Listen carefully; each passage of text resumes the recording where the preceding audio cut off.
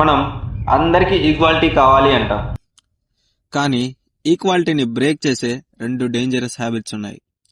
మొదటిది మనిషిని తక్కువ చూడడం, రెండవది మనిషిని ఎక్కువ చూడడం. ఈ రెండుని డైరెక్ట్గా బ్యాన్ చేసే ఆర్టికల్స్ 2 ఉన్నాయి. అవే ఆర్టికల్ 17 అండ్ ఆర్టికల్ 18. ఇప్పుడు సింపుల్ తెలుగులో క్లియర్గా చూద్దాం. ఆర్టికల్ 17 ఇదేం ఎక్స్ప్లెయిన్ చేస్తుందంటే అన్టచబిలిటీ కంప్లీట్ గా బ్యాన్ చేస్తుంది.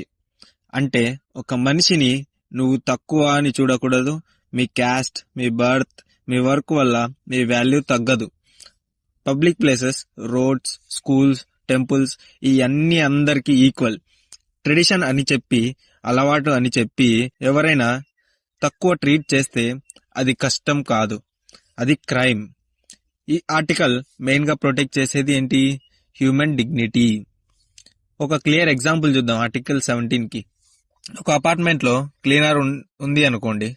రెసిడెంట్స్ చెప్పారు ఈ లిఫ్ట్ సపరేట్, కామన్ లిఫ్ట్ వద్దు అని. ఇది మోడల్ బిల్డింగ్, కానీ థింకింగ్ ఏన్షియంట్. ఆర్టికల్ 17 ప్రకారం ఇది ఇల్లీగల్, ఇది పనిషబుల్ అఫెన్స్. ఎందుకంటే మనిషిని మనిషి అలా చూడకూడదు. కాన్స్టిట్యూషన్ అలౌ చేయదు. ఆర్టికల్ 18.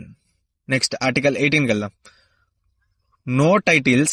ఈ ఆర్టికల్ చెప్పేది సింపుల్ గా ఏమంటుందంటే గవర్నమెంట్ ఎవరిని స్పెషల్ అని లీగల్ గా డిక్లేర్ చేయకూడదు.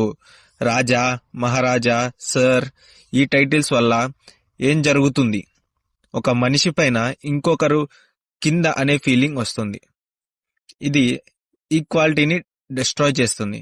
అందుకే కాన్స్టిట్యూషన్ ఏం చెప్తుందంటే ఇండియాలో సిటిజన్స్ మధ్య ఆర్టిఫిషియల్ సుపీరియారిటీ వద్దు, రెస్పెక్ట్ ఎర్న్ చేయాలి, టైటిల్ గిఫ్ట్ గా ఇవ్వకూడదు. దీనికి ఒక సింపుల్ ఎగ్జాంపుల్ చూద్దాం. ఇమాజిన్ చేయండి, గవర్నమెంట్ ఎవరికైనా రాజా ఆఫ్ సిటీ అని టైటిల్ ఇస్తే పీపుల్ ఎలా థింక్ చేస్తారు? ఈ పర్సన్ స్పెషల్, ఈ పర్సన్ రూల్స్ పైన. ఇది డేంజరస్.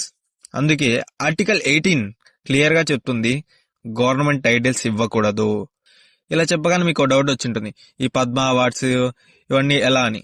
అవి టైటిల్స్ కాదు, రికగ్నైజేషన్ మాత్రమే.